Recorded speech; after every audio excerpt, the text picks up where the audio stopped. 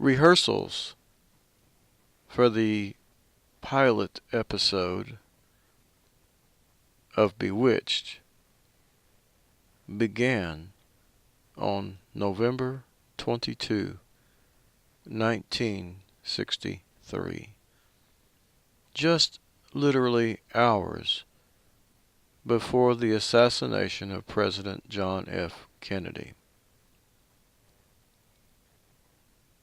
This tragedy was particularly difficult for the show's star, Elizabeth Montgomery, and her husband, the show's producer, Bill Asher.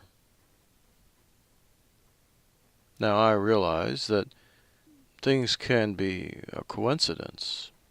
However, when we understand what Hollywood stands for, that the entire Hollywood scene is about the Hollywood, which is used for witchcraft, then we realize, belatedly, that the whole Hollywood scene from the very beginning has been used to cast a spell upon the public.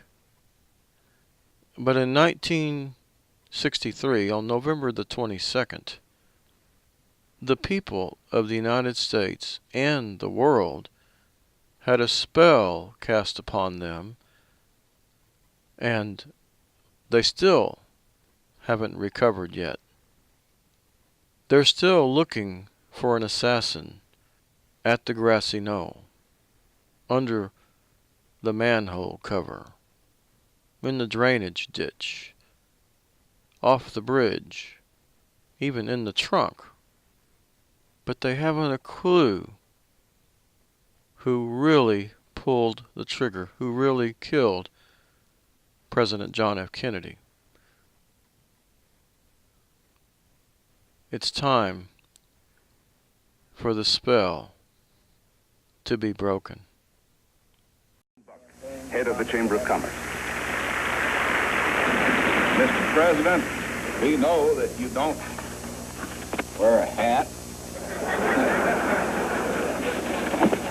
We couldn't let you leave Fort Worth without providing you with some protection against the rain.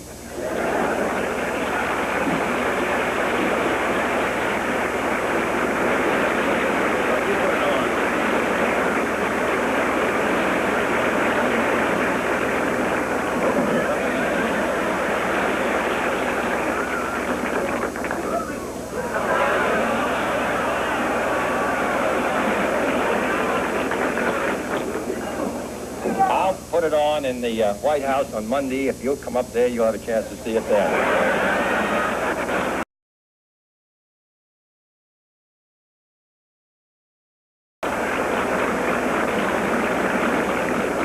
And to protect you against local enemies in the manner that you are protecting this nation against our foreign enemies, and to keep the rattlesnakes on Vice President Johnson's ranch from striking you, we want to present this pair of boots.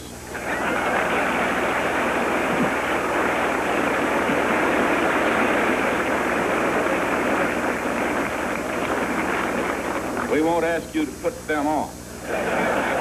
Here.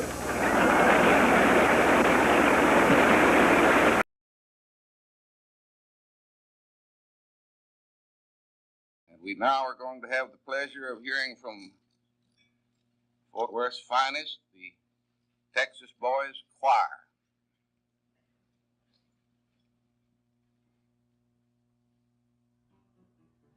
The eyes of Texas are upon you, all the livelong day. The eyes of Texas are upon you, you cannot get away. Do not think you can escape them. At night or early in the morn, the eyes of Texas are upon you, till Gabriel blows his horn.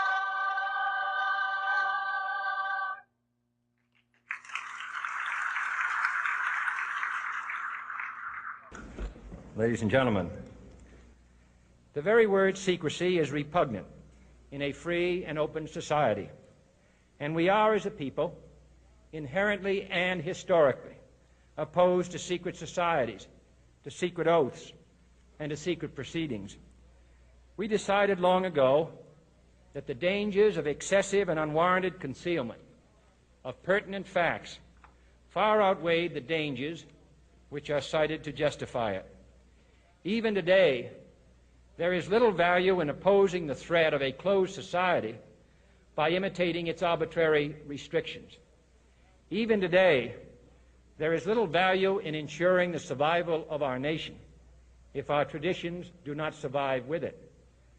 And there is very grave danger that an announced need for increased security will be seized upon by those anxious to expand its meaning to the very limits of official censorship and concealment. That I do not intend to permit to the extent that it's in my control.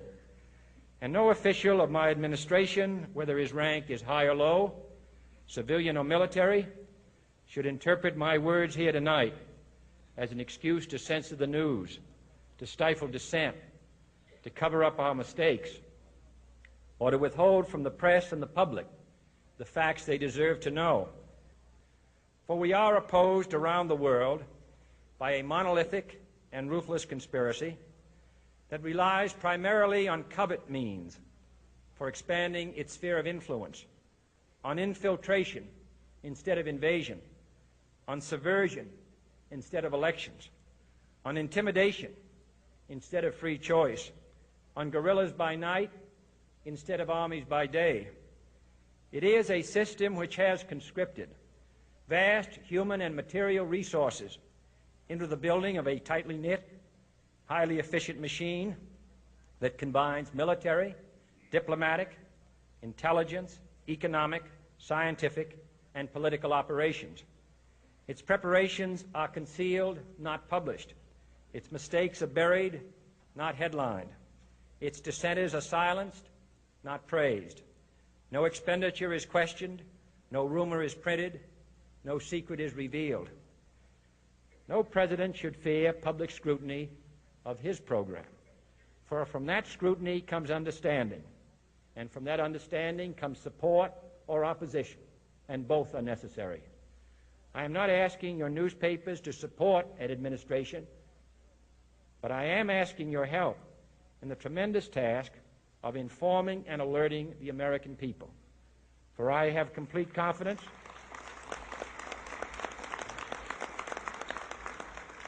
in the response and dedication of our citizens whenever they are fully informed. I not only could not stifle controversy among your readers, I welcome it.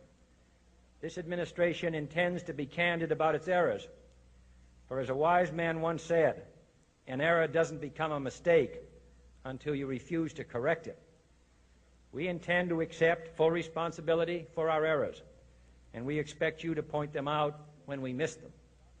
Without debate, without criticism, no administration and no country can succeed, and no republic can survive.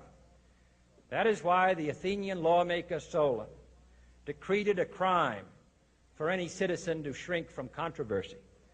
And that is why our press was protected by the First Amendment, the only business in America specifically protected by the Constitution, not primarily to amuse and entertain, not to emphasize the trivial and the sentimental, not to simply give the public what it wants, but to inform, to arouse, to reflect, to state our dangers and our opportunities, to indicate our crises and our choices, to lead, mold, educate, and sometimes even anger public opinion. This means greater coverage and analysis of international news, for it is no longer far away and foreign, but close at hand and local. It means greater attention to improved understanding of the news, as well as improved transmission. And it means, finally, that government at all levels must meet its obligation to provide you with the fullest possible information outside the narrowest limits of national security. And so it is to the printing press, to the recorder of man's deeds, the keeper of his conscience, the courier of his news, that we look for strength and assistance, confident that with your help, man will be what he was born to be, free and independent.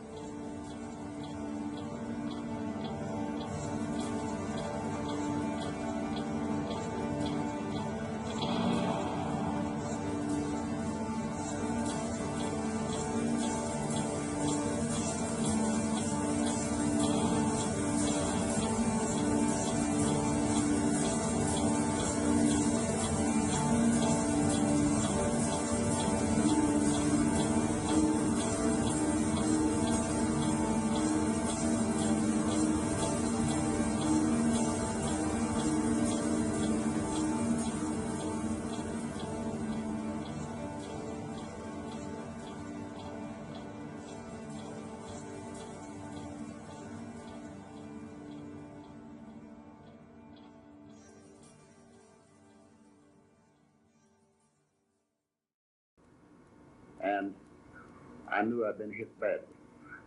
And I said, I knew the president had been hit, and I said, my God, they're going to kill us all.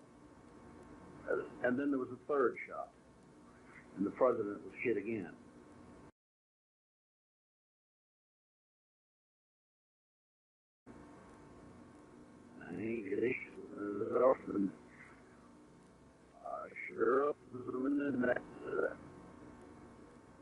Also, if you get diagram, this foundation is not. This how not. Everything is not. Not.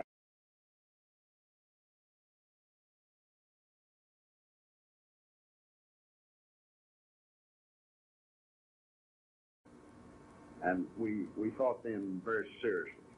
I had still regained consciousness, but the president had slumped in Miss Kennedy's lap, and when he was hit the second time, she said, or the first time, it all happened in such a brief span, she said, oh my God, they'd kill my husband. I said, Jack.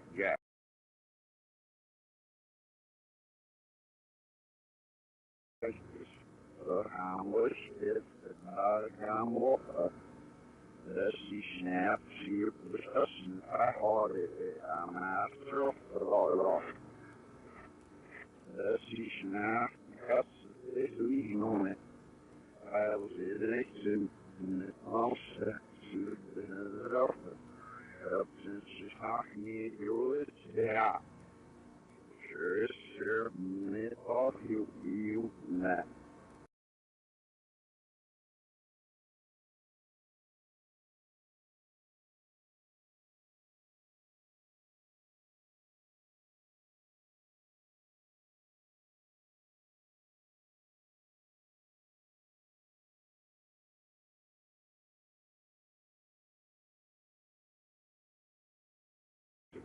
Jack. And then after the third shot, the next thing that occurred, I was conscious, the Secret Service man, of course,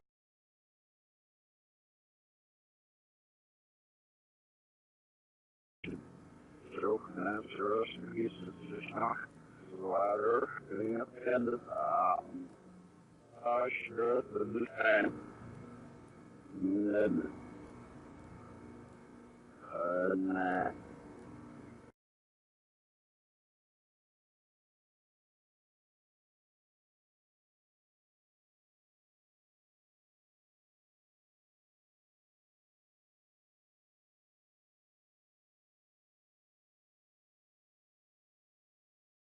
Martin, we went from great joy, anticipation, wonderful crowds, wonderful throngs, to great tragedy.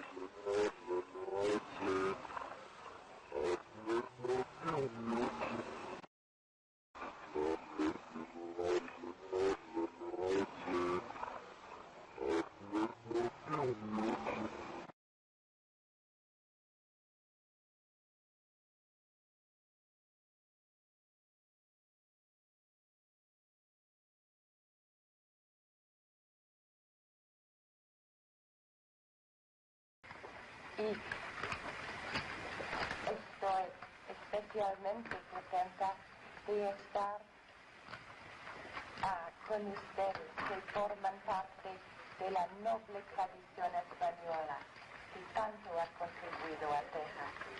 Esta tradición comenzó 100 años. Los mismos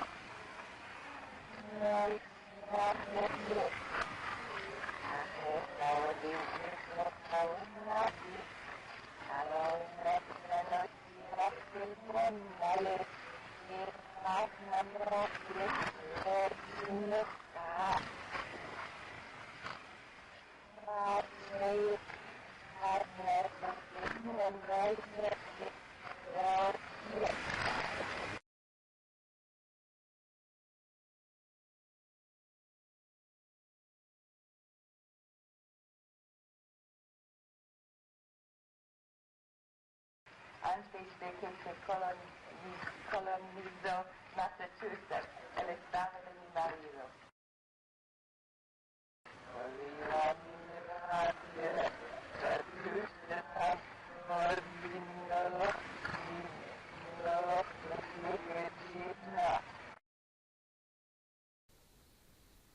It's time to wake up. Snap out of it. They have been programming you. They have bewitched you. All the people on Bewitched, I'm sure they didn't know what was happening. No, it's a higher power that's doing all this. Even the people involved in Hollywood don't realize what's happening. At least very few of them do. Snap out of it. Wake up.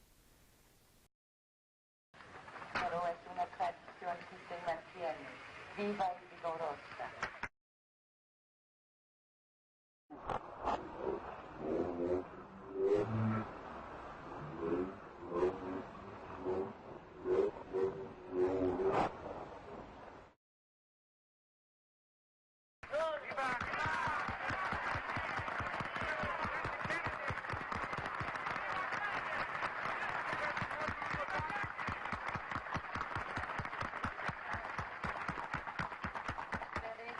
Están trabajando por Texas y por los Estados Unidos. Muchas gracias y viva la ciudad.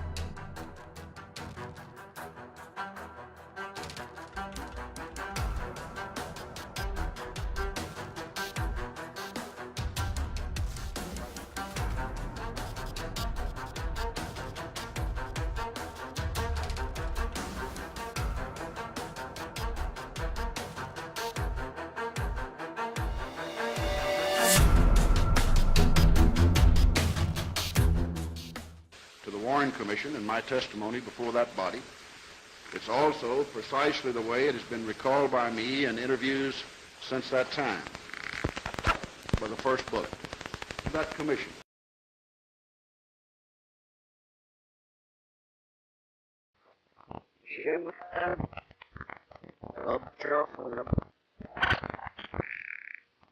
Assassins, sleeping in my block, and it's there with the shelter full of sauces. Yeah, battle for being on the chest down in the shimmer now with it.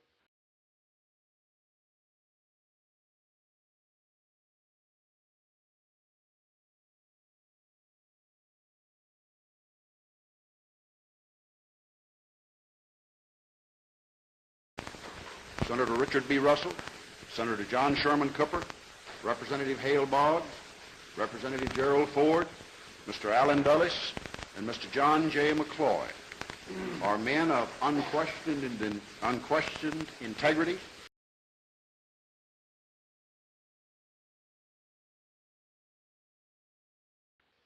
Intervestment, the choke-nut, the choke-nut, the name wrong.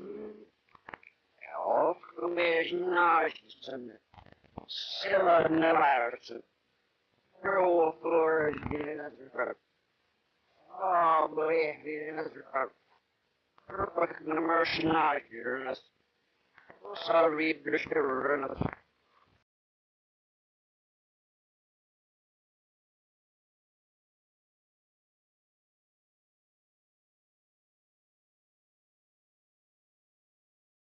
Of long and devoted service to this nation, men whose dedication to the task of seeking truth in these circumstances I would never question, and men whose patriotism has been manifested so many times in so many ways over such a long period of time.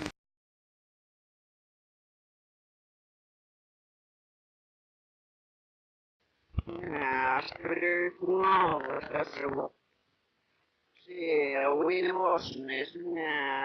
must it's a plan that the to the name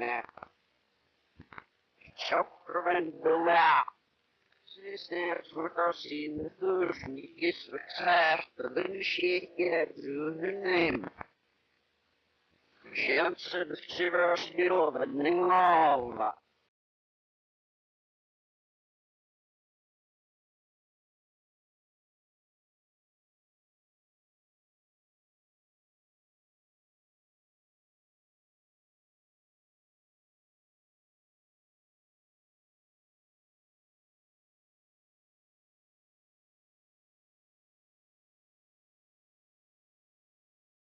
I am convinced beyond any doubt that I was not struck by the first bullet.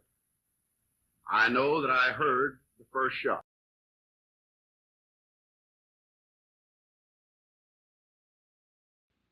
I sure had it on now. Oh,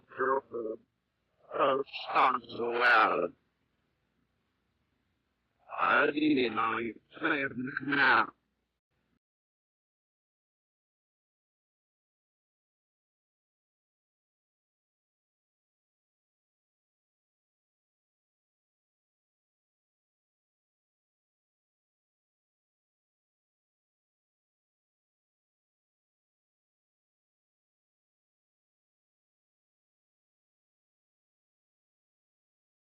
That I turned to my right to see what was happening.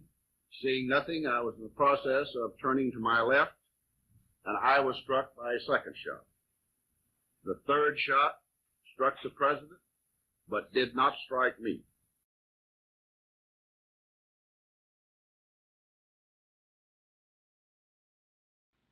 You feel sounded the surface. Sure. So I am here for so long it is in fact always still around the nurse.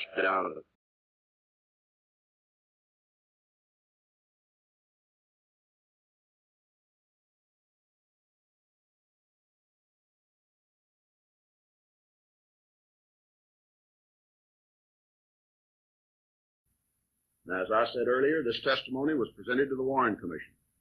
They chose to disagree with my interpretation and my memory of what had occurred, and this is their privilege.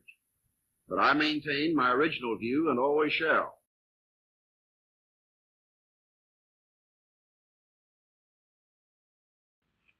I sure knew it was around here in about the president here, remember how shit first time. So, here we said, so scared.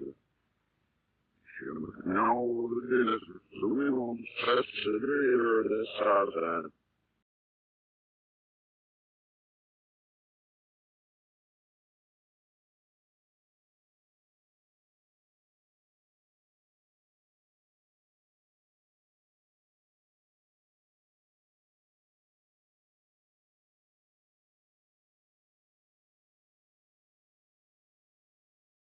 I think it's time that we pause and reflect on who these individuals are, rather than calling for a further investigation of the assassination, which in my judgment is neither warranted, justified, or desirable.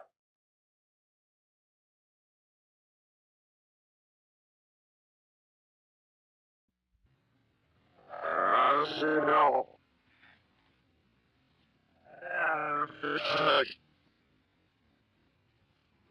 No, is it? There's down this go. Yes, I say, she gets something rough for me on the hour. Also, she no. Self-ness off. Even I see.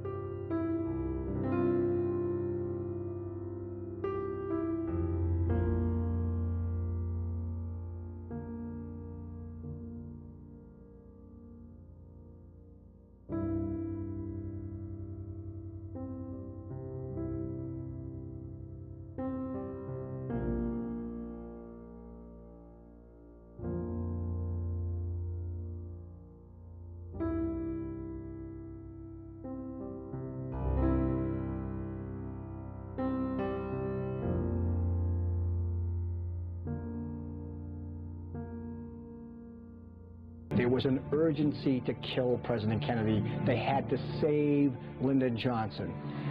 The governor of Texas, first of all, is Lyndon Johnson's best friend in history. They went back decades together. In the 1948 vote scandal, John Connally was every much a part of that cover-up that took place. He was his campaign manager. It is, without question, John Connally who entices John F. Kennedy to Texas.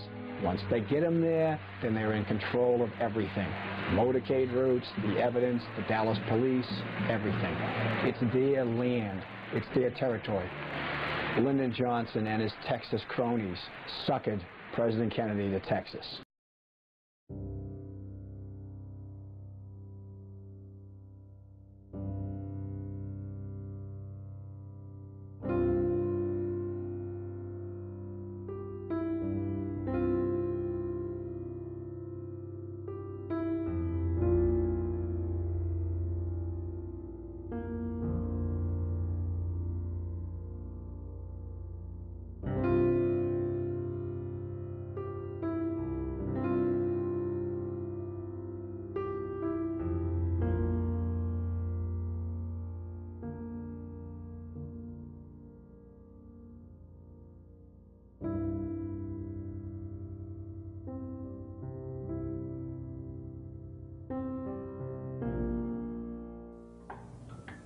It takes more than an instant to make a real cup of coffee.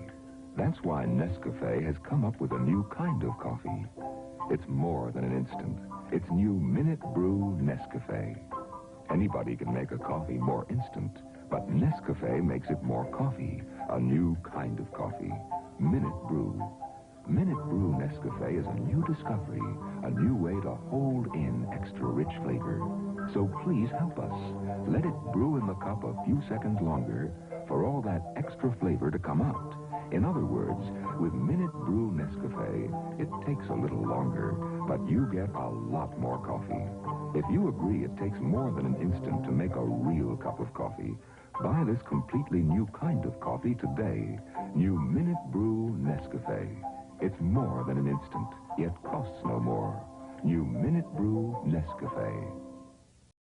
The whole Hollywood scene, from the very beginning, has been used to cast a spell upon the public. One of the hallmarks of witchcraft is something called hiding in plain sight. And what this is about is using subliminal programming, also using predictive programming, telling you in advance what they're going to do and leaving clues along the way to cast a spell upon your mind, to confuse you and to disorient you so that you will not be prepared to receive the truth when it is given to you. They gave warnings even to the president himself before they did the evil deed.